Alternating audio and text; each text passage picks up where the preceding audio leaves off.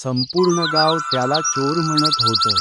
त्याच्यावर मंदिरातील दागिने चोरल्याचा आरोप झाला होता.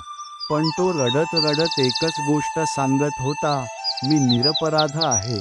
आणि तेवढ्यात स्वामी आले. अक्कलकोटमध्ये एक गरीब आणि प्रामाणिक माणूस राहत होता.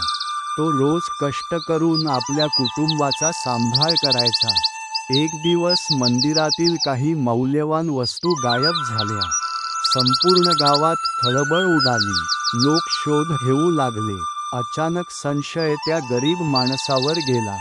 काही लोक म्हणाले, हाच चोर आहे. गावकऱ्यांनी त्याला पकडलं. तो कितीही सांगत होता की मी चोरी केलेली नाही. पण कोणीच त्याचं ऐकत नव्हतं. त्याला गावाच्या चौकात उभं करण्यात आलं. सगळे त्याचा अपमान करत होते. तेवढ्यात स्वामी तिथे आले. स्वामींनी त्या माणसाकडे पाहिलं आणि शांतपणे म्हणाले, हा चोर नाही. सगळे आश्चर्यचकित झाले. एक गावकरी म्हणाला, स्वामी, पुरावे याच्याविरुद्ध आहेत.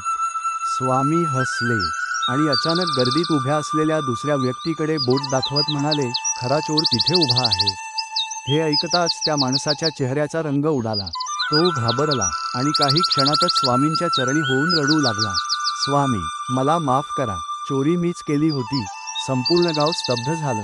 ज्याच्यावर खोटा आरोप झाला होता त्याची सगळ्यांनी माफी मागितली. स्वामी म्हणाले, सत्याला थोडा उशीर होतो, पण विजय नेहमी सत्याचाच होतो. पण पुढच्या भागात स्वामी एका अशा आईला भेटणार आहेत, जिचा मुलगा अनेक दिवसांपासून बेपत्ता झाला होता. आणि पुढे जे घडलं ते पाहून सगळ्यांच्या डोळ्यांत पाणी आलं.